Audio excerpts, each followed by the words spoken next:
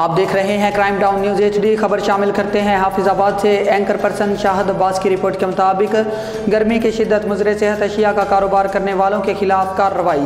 Punjab food authority کے food points پر چھاپے۔ علی صبح ناکہ بندی کر کے 2000 لیٹر ملاوٹی دودھ، 1600 لیٹر فلیور ڈرنکس اور غیر منظور شدہ لیبل تلف۔ مقدمہ درج۔ موقع پر کیے گئے ٹیسٹ مقرر کردہ معیار کے منافی پائے جانے پر سخت ایکشن لیا گیا۔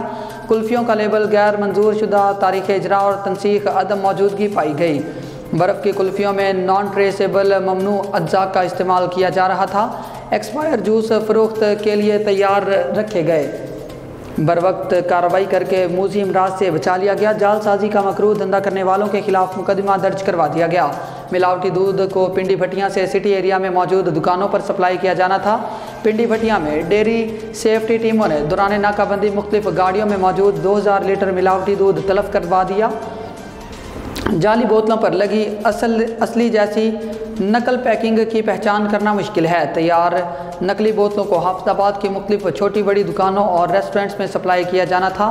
کاربونیٹڈ ڈرنکس کا استعمال ہڈیوں کی کمزوری اور شوگر جیسی دیگر بیماریوں میں مبتلا کر سکتا ہے۔